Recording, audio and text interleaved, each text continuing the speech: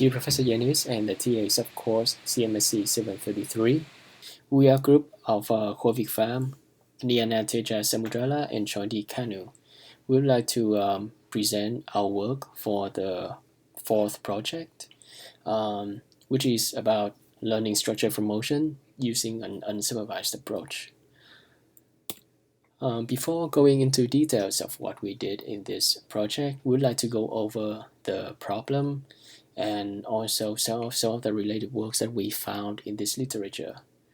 So the problem here is that we want to perform scene understanding by doing depth prediction and pose prediction. So some of the related works that we found while doing literature review are GeoNet and DFNet.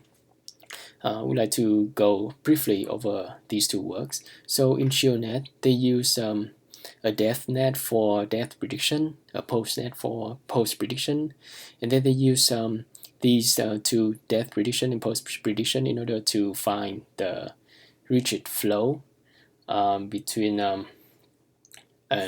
pair of source and target frames. Then they use a rest flow net in order to refine that optical flow map, as well as to find the optical flow of moving objects. So in GeoNet, they use, apart from an L1 loss that they use to find the dissimilarity between two images, they also use an SSIM function in order to find the dissimilarity. And they also put some loss function in order to impose the forward, backward, warping consistency check in order to train the model more effectively. For DFNet, the network architecture they use is ResNet for depth prediction, also a PoseNet, and then also a FlowNet. In DFNet, the loss functions they use is photometric loss, also forward-backward consistency loss, and most importantly, they propose a cross-task consistency, which is a very cool idea, but we will not go over these details in our presentation. So in our model, similar to SFM learner, we also employ two networks for predicting depth and pose. So for depth estimation, we decide to use ResNet 50, and for PoseNet, we use the same PoseNet from SFM learner. So the reason we decide to use ResNet 50 is that ResNet is a deep residual architecture that already achieves very good performance on other computer vision tasks, and it is very powerful, so we think it is very suitable for our depth prediction task. One more reason is that in our loss function, we also use the forward-backward warping consistency that we inspire from the work of GeoNet, and in order to learn to minimize this forward-backward consistency loss, we need a powerful model, much more powerful than DispNet in SFM learner. So in the loss function, we use SSIM for image dissimilarity and also L1 loss. And we also use forward-backward warping consistency from GeoNet, and we use a smooth loss from the original SFM learner. For data augmentation, we use random brightness changing, contrast changing, gamma changing, and also random scaling and random cropping. So our depth prediction module is like this. We use a 50-layer residual network. One thing that we would like to point out is that the ResNet architecture that is used in GeoNet as well as DFNet is different from the originally proposed ResNet. So we decided to use the same architecture as the original ResNet instead of the ResNet used in GeoNet. And also because we realized that DispNet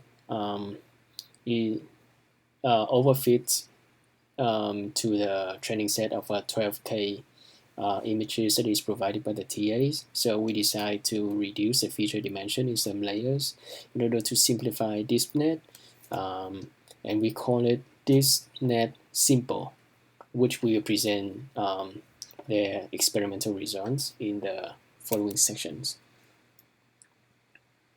So this is the loss functions that we bring from GeoNet into SFM Learner. So this is the forward-backward warping consistency loss. So here's the forward warping loss, and this is the backward warping loss.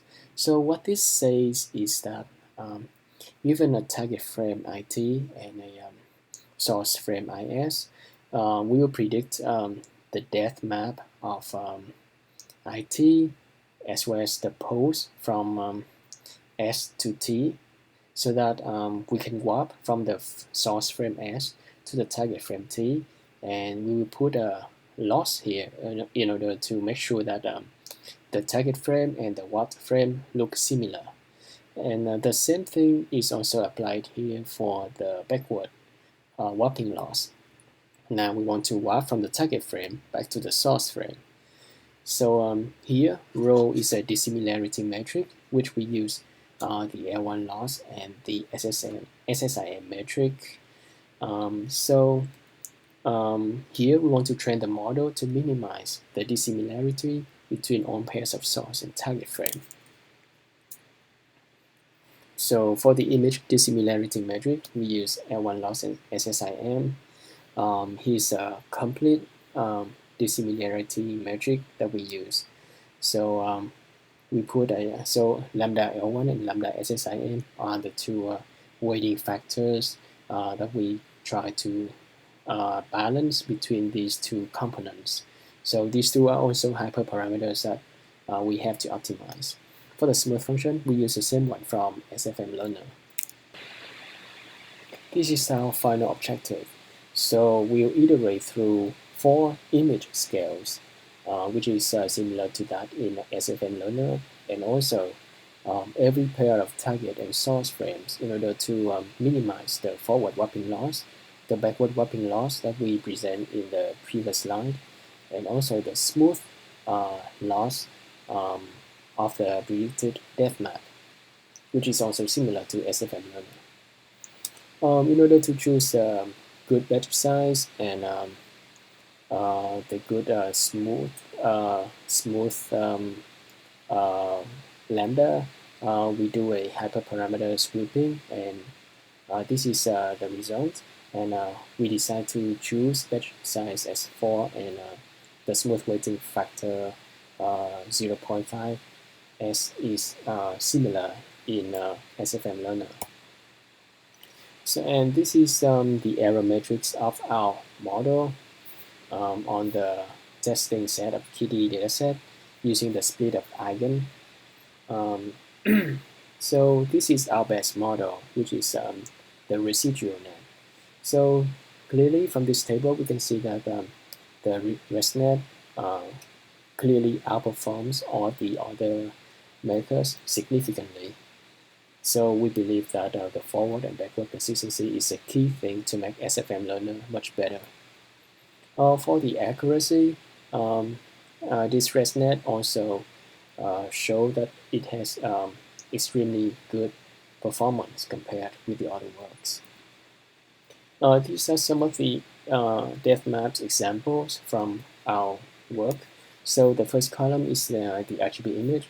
The second column is the result from SFM Learner. The third column is the result from the ResNet. And the fourth column is ground truth. So here in the fourth column, we did not do the interpolation in order to produce a much better looking depth map. Here are some examples of difficulties that our ResNet encounters. So this is so the highlighted regions are the ones that the model is unconfident in predicting the depth. So for moving objects or field structures, you can see that they are highlighted. Then for large objects in periphery, they are also highlighted. For trees and bushes, also the same thing. And in the fourth image, you can see the curved lines resembling optical flow and camera rotation around the vertical axis is also highlighted. So this is the ego motion that we produce for the provided testing sequence 9. We can see that we got a very good looking pose, good looking motion. For the absolute trajectory error, somehow this ResNet is marginally worse than the SFM learner. So because in our work, we mainly focus on optimizing for the depth prediction, so we don't provide much comments in this part. Some further improvements that we can do in order to make SFM learner much better is that we should incorporate flow into the pipeline, and we also have to add flow consistency check as in DFNet and GeoNet. And also, ResNet with dilated convolution is very well known for its superb performance on pixel level prediction tasks, such as semantic segmentation. So it would be a good try to use ResNet dilated for this depth prediction problem. Thank you. That is the end of our presentation.